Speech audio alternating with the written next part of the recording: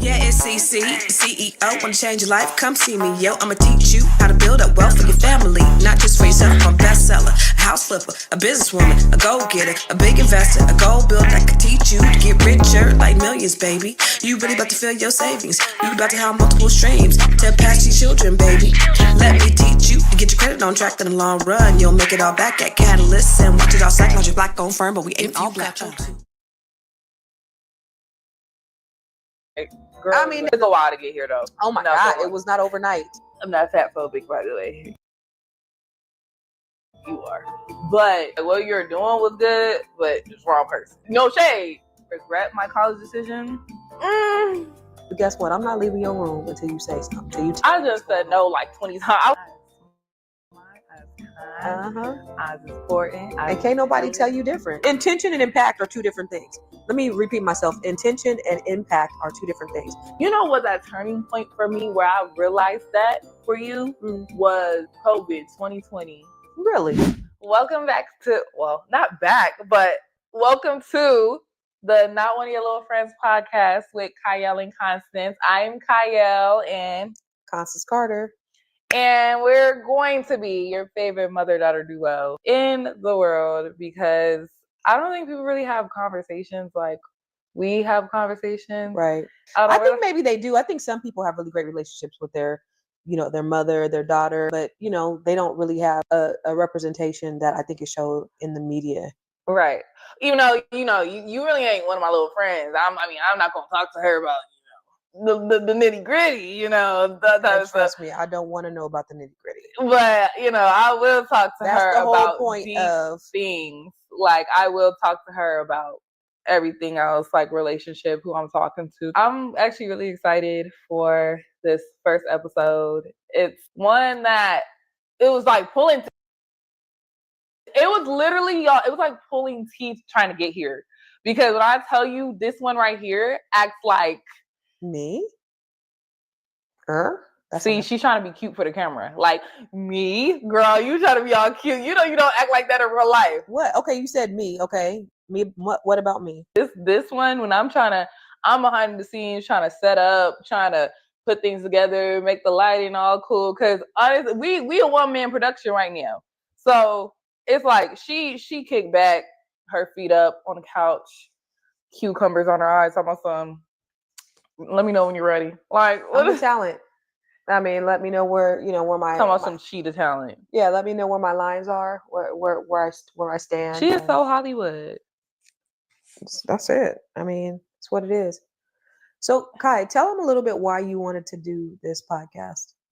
So, I wanted to start the Not One of Your Little Friends podcast because I kind of touched base on this a little bit, but I just really do feel like people don't really have conversations like we will have conversations. And I feel like it would be more like a generational healing type of podcast because, you could see African American, Black mother and daughter have like these conversations. Y'all probably like, what's the conversation? We'll just flow into that, I guess, Yeah, I think it's also important. The reason why I was agreeable to it, because my daughter and I, we have a really great relationship. We can talk about just about anything, except for we do have boundaries. I don't want to hear everything because I'm not one of her little friends. So, but for the things. And I'm sorry to cut you off, but based on like what you're just saying right now too, it's just like, we started having these conversations when I was like young. Like we first started off having this conversation when I was 13 years old and I was bullied growing up. One thing about it, I can't nobody bully me now. Okay. But I was bullied, and not to get too much into it, my mom found me crying in my room. I'm already getting too much into it. So my mom basically found me crying in my room, and she wouldn't leave until I told her what was wrong. And then that started just me opening up to her. I think that's the first time like I really opened up to my mom. And then the only way I was able to cope in middle school was every night after school, before I went to bed, I would just go in my mom's room and we would just talk. We just talk about everything. And that was like my form of therapy for me. And it really helped shape me to who I am today. And I feel like she made me feel like my voice is heard. And she let me know at a young age that I am wise and I am certain things. And like she just put a lot of like seeds in me at such a young age. So that's why I also feel like podcasts would be necessary, just because it's nothing unordinary, it's something new. Like we always do this type of stuff. So, But you know what? You know what made, as you were saying that, what made me stay in your room? Because when I was young and something happened to me when I was in elementary school, and I said, I'm going to tell my mom. And I called her at work and I said, Mom, I have to tell you something. I was so scared to tell her. And then I said to myself, well, if she doesn't ask me when she gets home, I'm not going to tell her. Because I was already so scared to tell her anyway. And so she never asked me when she got home. You know, life be life and whatever. The day went by, whatever. But I vowed when I was a child that if my child ever said something like that to me, I was going to make sure that I listened relentlessly until they told me what the issue was. Because I know how it felt for me and I needed some advocacy, but I know sometimes children, they need that extra push. Yeah, they may say no the first time. They may say no the 10th time. But guess what? I'm not leaving your room until you say something, until you tell I me what's just said going no on. like 20 times. I was like, no, Mom, no, Yeah. no, I don't want. And I was like, I'm not leaving until I understand what it is that you're going through. And it was on me as the parent to make sure that I was able to pull that out, but also provide a safe space for you, because, you know, you needed to have that place where it was a place of non-judgment, where you felt like your voice could be heard. And that was important for me to tell you. So that planted the foundation, I think, for where we are today. And, you know, you're smart and you're brilliant and you're beautiful and all the things. I was smart, I was kind, Uh-huh. I was important. And can't nobody tell you different, because you got that foundation, you know. And It even took a while to get here, though. oh my Not God, gonna it lie. was not overnight. It took a while to get here. My God. I was just crying last year.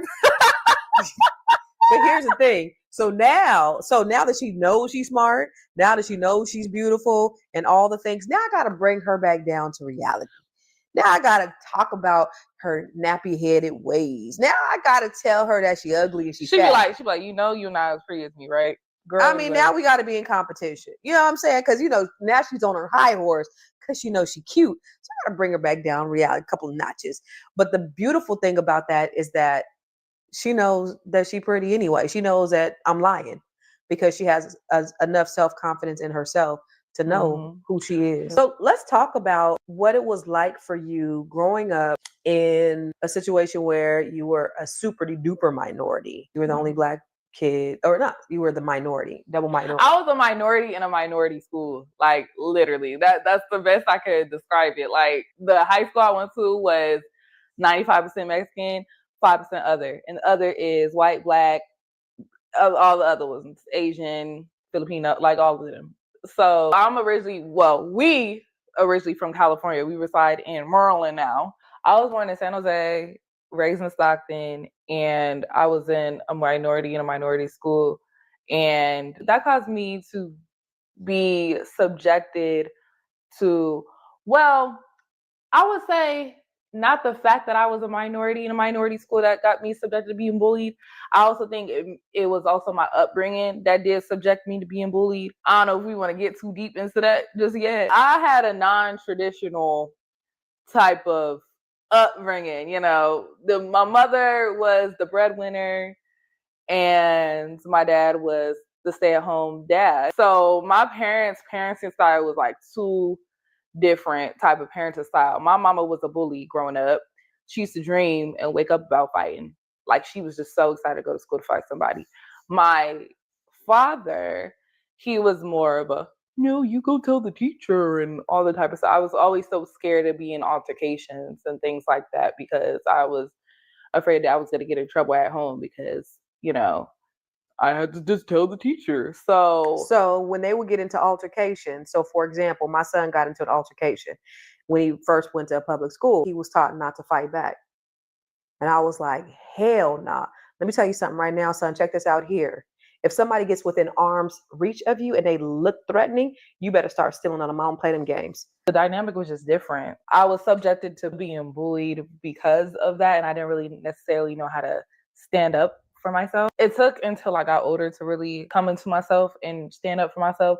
But we were just having this conversation the other day. Do you feel having a positive male role model will shape who you are as a person, man or woman? And why so? Well, statistics show that children raised under either a two-parent household or a single father household actually come out better than children raised under a single mother household. So having a father in the household is vitally important to the success of a child. Not saying that people who are raised by single mothers aren't successful. It's just statistics show that if you're raised by a good father, that you're likely going to. Keyword good or effective. Uh-huh. You know, just because that it's a male in the household doesn't mean it's going. Well, that's a difference. Yeah, I didn't say male in the house. I said. Oh yeah, not to negate what you're saying, but what I'm saying also, it's the key word to have a good and effective man in the household, because that will shape who you are and shape the precedents. Mhm. You know, that they're the basic foundation. So if you, and also making sure that the husband and the wife or whoever, you know, is in the household are both on one accord. Right. And I think where the disconnect kind of came in my childhood was that y'all weren't in one accord.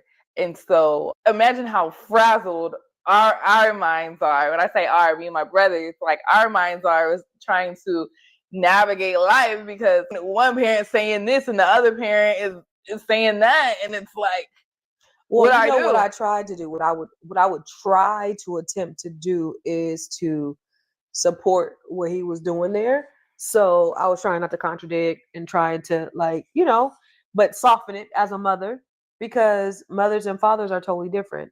So you have your masculine energy and your feminine energy. So what I was trying to do is I was trying to, you know, just be a support to the agenda that was going on in the household, but also, you know, giving my part as a mother. That's what I tried to do. Yeah, I can see that. You was like trying to play your role and things like that. Try. So intention and impact are two different things. Let me repeat myself. Intention and impact are two different things. So you may have the intention to do something, but the impact that it leaves, it could be something totally different. So, you know, maybe my intention was something, but maybe the outcome, how it fell on the person who I was doing it to, came off different. Yeah, like what you're doing was good, but it's wrong person. No shade, no shade. But like in an adult perspective, because I'm an adult and, you know, I'm going to have my own family one day and things like that. And so I'm thinking, you know, more family planning wise. And everything that you're doing or that you did is supposed to be a role of a wife. You're supposed to back up what the man is saying, but he has to have a solid foundation. And it's kind of hard to do that, especially if you're the man. Oh, the wife is the man? Yeah. Okay, so let's go here. So I will say that when we started off in this journey, we decided that we were going to have non-traditional roles. We agreed on it.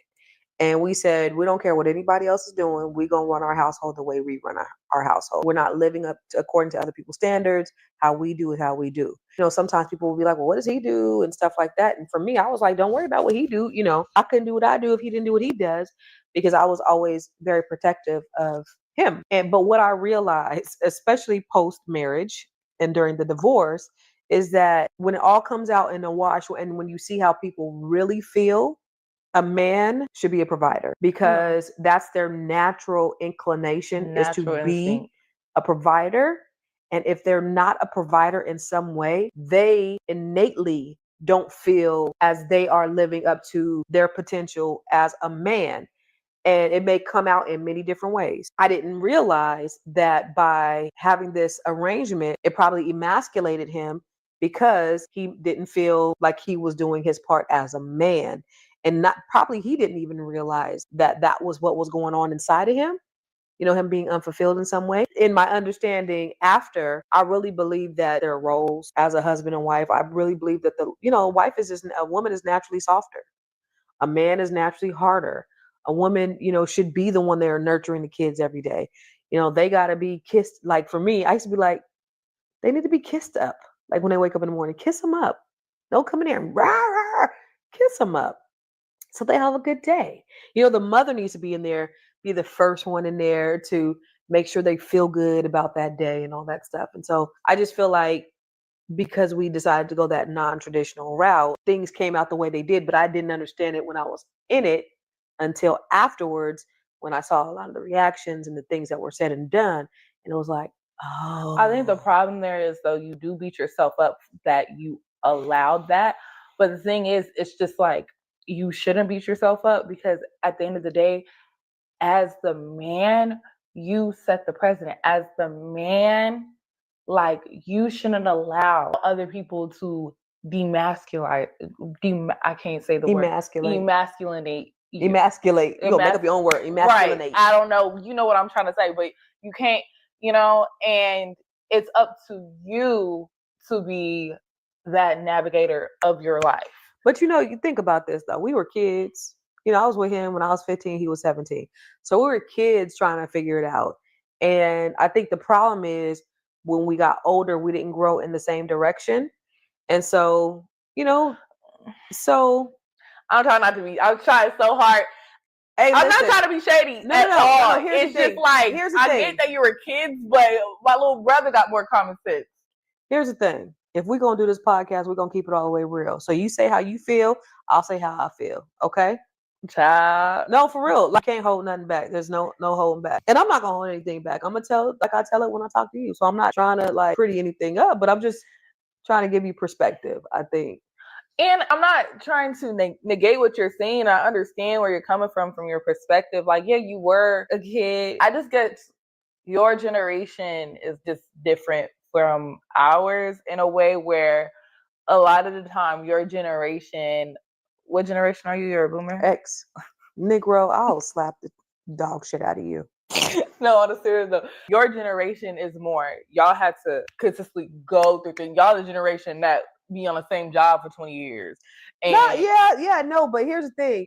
You guys are so much more self-aware. You guys have more emotional intelligence. You guys have access to more information that lets you know really about life and the more of what else is out there. We didn't have that. So we winging it. We really winging it. Yeah, but I'm just a big believer. If Sally got 3 apples, I don't know. Like, a spade is a spade. I'm a big believer. If it walk like a duck, it talk like a duck, it is. I'm just like, I get the whole love thing. I want to love this person because it's what it says. I think the issue is, though, people, I don't want to talk about religion, but, people believe that suffering is part of our story. Well, you pray to the universe anyway, so what you're saying is invalid. Like, people are living in, I don't even know if people are gonna follow what I'm saying, because I keep going everywhere, but no, I'm just saying people keep living in the Old Testament, and I feel like Gen X is in the Old Testament because y'all keep going through the fire, fire. When are y'all gonna get to the hills, the promised land? Some people choose to do that. I don't choose to live in that space, but some people choose to do that. So the lesson in it, though, Kai, is that, because here's the thing. Having children is the most wonderful and awesome and amazing responsibility that you would ever have in life. How you pour into and shape human beings is like, oh my God. And then how they turn out. And so, like, I'm ecstatically over the moon. Really? Oh, yeah. You was just going off on me this morning. I mean, yeah. Right, like, you was just going off on us. Actually, yeah. She just went off on us yesterday talking about stuff. I was chilling in my room watching my Hulu. She texts everybody in the group chat talking about, I'm turning Hulu off. No, I turned Amazon off. Oh, Amazon. Yes. And I'm just like, and literally, because right let me tell you why. Negro got Klarna or Afterpay on my credit. Now my credit gonna have Afterpay. So that's the reason why I went off on them. But what I was saying before I was so rudely interrupted. About how rewarding it is to have It's very rewarding because you get to see the outcome of the children, of who they become is in large part of what you do as a parent. It's real. And so I'm like ecstatic because I have 4 amazing children. They're awesome and amazing and trifling and lazy. They're all the things. So yeah, they do get going off on. I'll give you an example. I clean up all day behind them. So now that I'm home a lot, so it used to be I worked from sun up to sundown when I was married. Now I work from home. And so since I'm home, I like to keep a tidy home. So I clean up all day, wiping down counters, and I'm cleaning the dishes. First thing I do when I wake up in the morning is I used to go to the gym. Can't even go to the gym no more because I clean up my house. It's sort of my exercise. I'm cleaning all day. So, they come, there's crumbs on the counter. I'm wiping the crumbs up instead of, raising, hurting my throat, raising my voice, all that stuff. So the boys are here, Christmas break, just cleaning up behind them, not saying nothing. But in my head, I'm taking notes, cleaning up stuff. And mopping constantly. I come in the kitchen. There was a pizza right next to the garbage can. And I ain't do it. Disclaimer. They had the nerve not to put the pizza inside the garbage can. They threw it on the ground next to the garbage can. Kept walking. That's a great segue of how mothers parent their boys rather than the girls. Because I would never. So they're that trifling. Let me tell you something, Man. There was something that clicked on the inside of me. There was something in that moment. If a cartoon character can show what was happening, revving up on the inside of me, it would be like the Tasmanian devil, like just going crazy. And I called each of them downstairs and I let their asses have it. My mama was here and she was on the phone like to my sister, girl, she rimming their ass, girl. Ooh, girl, she letting them have it. She was so happy because she probably was tired of seeing me just clean up behind these jokers, right? So nobody knew who did it. Nobody claimed the pizza. Nobody claimed the pizza. Somebody did it, but nobody claimed it. Yeah, so things like that. I mean, that's the trifling part. But when I tell you that they are all very mannerable, brilliant kids, they're going to do something in life, which I know for sure. Everybody has their flaws. All of them have things about them, but they're going to be wildly successful. And one thing that I attribute, which they always say no, but I say you've gotten some values from your father. And I always say this, but then they disagree. But what I say is you guys are very well behaved. You guys don't talk back to adults. You guys are very respectful, very mannerable. Now that's because you had a father in the home and he made sure of that. And so I could attribute that to their dad. That's what I say. And we don't even have to get on that topic. Because I already got it. Yeah. Okay. And that's what I admire about you. So many people can say anything negative about you, but you always gonna have something positive to say about them. Always. Is what one thing about it, and I'm not go too deep into it. But with that being said, I don't have the best relationship with my dad. I mean, I don't got no hard feelings or whatever. Say what you mean to me, what you say, girl. Even before my parents got separated, divorced, or whatever, I've always kind of had struggle really communicating with my father.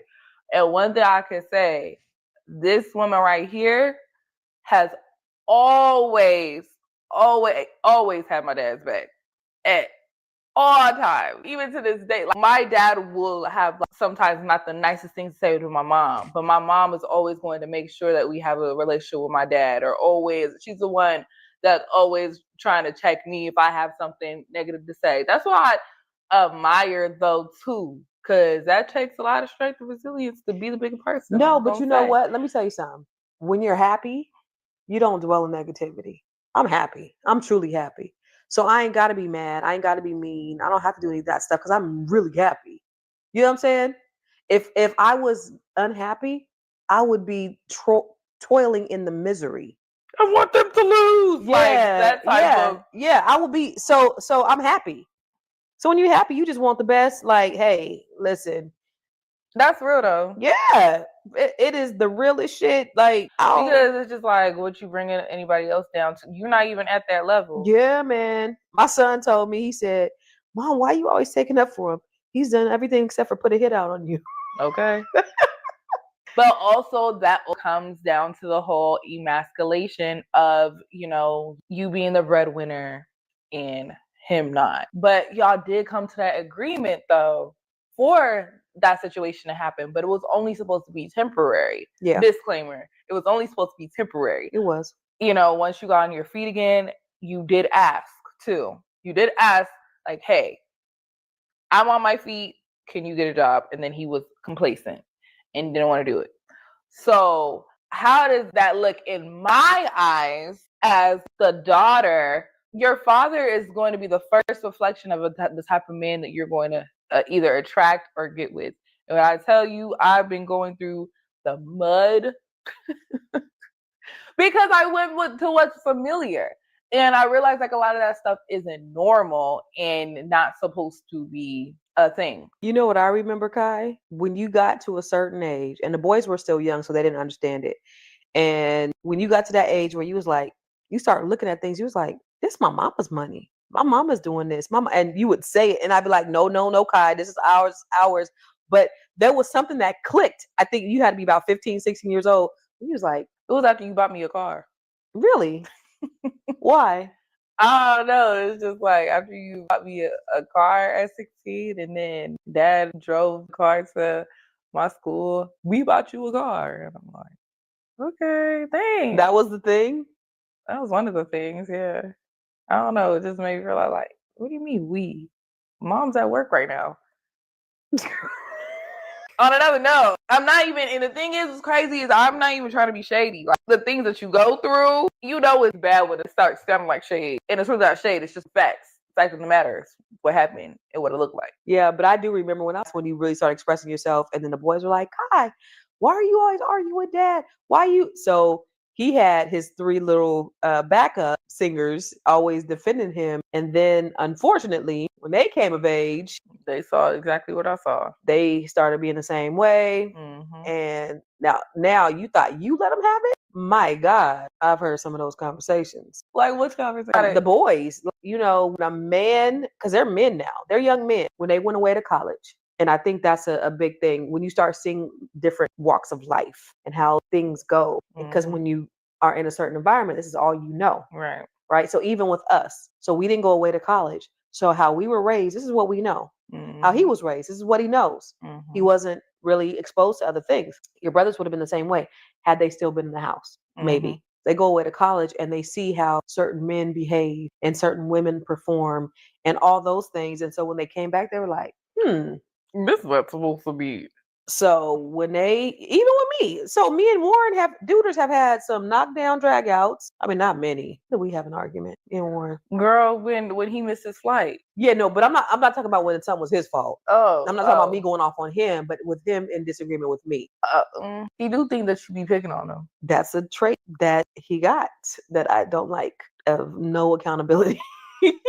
So yeah, he thinks we all pick on him though. Right. Something ends up missing. You go to his room, exactly what's missing is in there. And he's like, why you guys even say that? You guys always blaming me for, I see it right here. I'm still 10 toes down on the decision that I had to force him to go to an HBCU. So I don't have no problems with that decision. For me, I'm standing firm on that. So that right there, he had a problem with me on.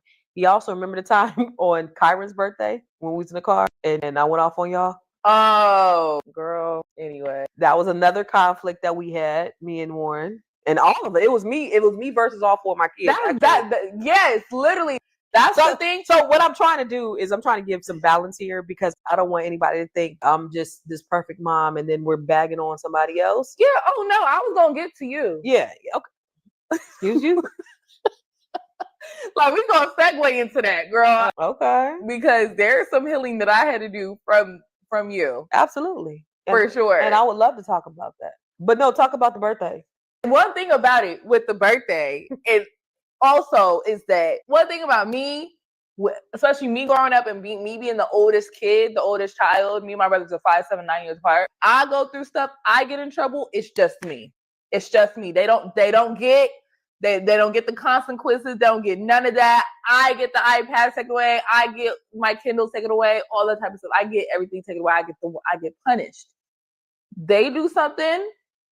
Everybody else getting the punishment. Every single person. Like she couldn't even have them do chores by themselves. I had to do chores by myself. They had to do chores in groups. Anyway, your point is the day of the. My point. The day. So the day set of the her tone. birthday. It was his birthday. We had just had a great day. We went out to dinner. We did some activities. We had a good old time. We're driving home at the end of the night. We had a full day of activities with me and my 4 children. And they started talking about the past. And what happened? Man, the way you done cussed us clean out for no, and y'all ungrateful, and y'all this, and y'all that. I'm like, and I called my mom and my daddy and told them what happened. And they told me to cut y'all off. And they said y'all was ungrateful too. They gonna tell me I didn't let them cuss. The fuck? Let y'all cuss because your little Mexican friends could cuss in front of their mama. I didn't let them choose what elementary school. Nigga, are you serious? Like it was some dumb shit like that. It was dumb shit like that. It was dumb shit like that. Like, mom, you were so controlling. You didn't let us cuss. You didn't let us pick our own school. I was like, for real, and doubled down on it. And Warren kept going. He kept going, and everybody else was kind of like, Warren, shut up. Warren, Okay, be quiet. Shut up. You see her getting madder. Shut up. Like I agreed one time. Okay, you got to fill the room. Let me tell you something. That whole week, my youngest 2 had to walk home from school every day. They were like, we didn't even say anything. Poor Kyra, because he's already going through it though. Like I didn't talk to them ninjas the entire week. I didn't talk to none of them. Not all 4 of them. You hear me? I'm like, I didn't sacrifice my life for you ungrateful bastards. Like everything I do for you, and you gonna talk about I'll let you cuss and like it was so dumb and trivial, and then you double down on that shit.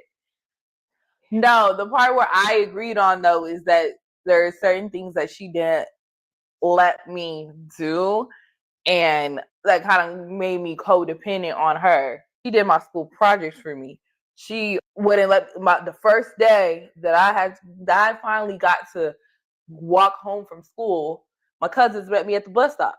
Like I couldn't even walk to school by myself. Also, my college that I went to, you chose my college for me, and I wanted to. And no, but this is the best option. No, you didn't give me options. I already got accepted to the one I wanted to go to. But this is the best option, and you should probably go here. No, you were like, you're going there. Her. You're going there, and then all the application was in, everything was in, and then you're like, this would still be a good opportunity. You were trying to talk me into it after we were already in there, though.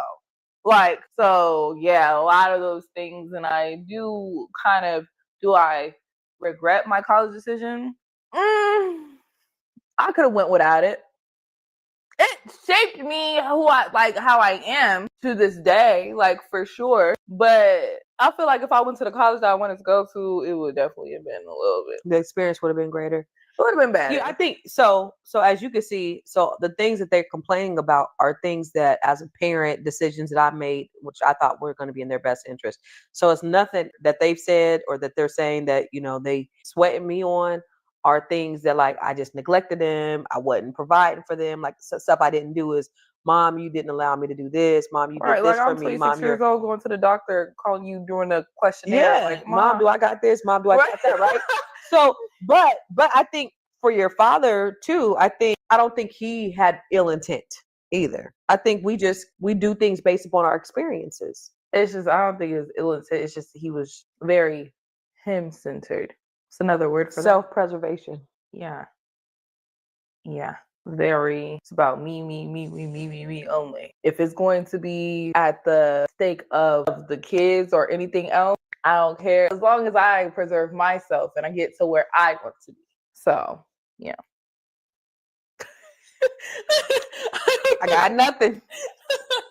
I don't know what to really say to that. But I don't want to go super off. I mean, we got other times and moments for those conversations. Yeah. Yeah. How do we even get here? I don't know. We were just kind of going down this rabbit hole, but like from my perspective, so this podcast is something that you came up with, and to kind of give an introduction of who we are in our relationship. And this was our very first one, so we're all over the place, but it gives you an idea of our relationship, our personalities, our perspectives. And I think as we continue to have these dialogues, because this is important too, it's important for her to say certain things about how she feels about whatever, whether it's me, and I'm okay with that. Like, I don't feel bad when you tell me, Mom, I got a problem with you too. I don't have a problem with that because number one, what you're saying is valid, but also I know that I've always tried to come with the utmost best intentions for you.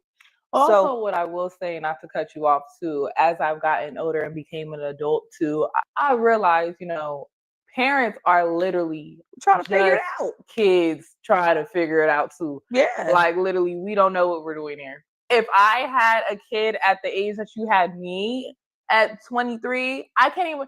I would feel like right now it would be a teenage pregnancy, and I'm 26. Right. Like I couldn't even imagine. Like we're really just trying to really figure it out. Yeah. And the more empathetic I got, because I realized, you're doing the best you could. You know what that turning point for me where I realized that for you was COVID 2020. Really? Yeah, it was 2020 because that's when you were going through most of your turmoil and stuff with the divorce. You freshly got separated. I was in a relationship. I wasn't going through like the best phase of my life. It's big. My hair is nappy. Anyway, I'm not fat phobic, by the way. You are. But because I was going through a lot. And you were going through a lot at the same time. And you would call me and vent to me about what you were going through. And I voiced my opinion like, hey, I am going through a lot.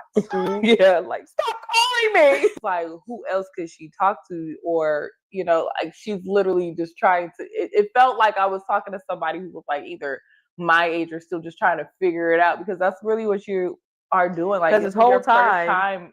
Yeah, this whole time you're thinking, this is my mom. She got it all together. She got it all figured out. She knows everything. She can solve any problems. And now you're at this vulnerable place where, because as a kid, your parent is like not gonna put you on the same pedestal as God, but like you're our command. You're the authority. You're our dictionary. You're our internet. Yeah, we get everything from y'all. Yeah. So it's just like it was like in shambles at that point, and I was like, oh, she's not the dictionary anymore. Yeah, she's actually. Oh, she's actually that was that turning point for me. Yeah. I just turned 21 at that time. I was also going through therapy. We had the same therapist that we had to fire because the therapist got biased, because I would tell her things, she would tell me, and then you would tell her things, and then the stuff she told you would be more from defending me, and then the stuff that I told her would be more defending you, and then not from a therapist perspective. It was just, ugh. Y'all wrap it up in a minute. Our camera's starting to die now. Anyway, everything is all learning. Life until we never stop learning until we die, Kai. And I think that's the thing. We'll always have something to talk about because we'll always be in learning mode. T. Harv Eker said the four most dangerous words in the English language is, I already know that. How can you grow if you already know? So we just got to look at everything as a lesson. Everything is a blessing. Like every experience, even if it's hard and even if we're going through every dredging moment, it's an experience, it's a lesson. And so God wants the best for us. Know that there's another side to it. It doesn't feel good as we're going through it, but it'll be greater later. And that's what I know to be true. And that's what's been my constant my whole life, is that it'll always be greater later. Y'all see the type of mama I got? Of course I'm dope. Okay. You are dope, baby. Period. You are dope. That was the gym, because and that's one thing I always try to pray to God is, I don't ever want to get in our own way, in my own way. And so saying, I already know that, it's, the easiest way to deter ourselves from greatness and deter ourselves from our purpose. And I had to pray about, this, because I found myself even getting in my own way. Like, oh, I have to look a certain way. I have to have hair done, or I go over a certain obstacle first so I can teach the people a lesson on the camera or something like that. And it's just, if I just go with the motions of life, whatever God has to teach me in that moment, boom, will be revealed to me. And so that's the key, Kai. That's the key. We're in evolution. We don't stop. Yeah. And as long as we're here, there's always going to be something to be learned. And what we talk about, even what we talk about to your brothers, we have these conversations in the family. We were just talking to one of your brothers yesterday about this very thing. And so that's the lesson, baby. So we're going to keep sharing. For sure. And I'm so excited for episode 2 and episode 222. Yes. We're going to keep elevating. This will be our therapy, baby. This will be our therapy. And hopefully this will be the therapy to help other relationships. Because here's the thing. People always ask me, how do you have a good relationship with your daughter? And I have a great relationship with all of my children. And give me one word, and then we're going to end. One word to describe why we have a good relationship. Because you listen. Pretty Listen, much. listen to your Just kids. listen to your children and make your kids feel valued. You ain't even got to say nothing else. That right there, that's Period. drop, Well, drop thanks the for mic. tuning in to the Not When Your Little Friend podcast with Kyle and Constance. We will see you later. When do you want to start? Episode 2. I don't know, but we'll see them on episode 2. We'll try to drop Wednesday. This is a little rough. They're going to get better as we go. Trust. Clock that T. Clock it. Good shit, Kai. Period. I don't know. I just flowed. I feel like I thought I would freeze up, you know? Yeah, you did great. You did too.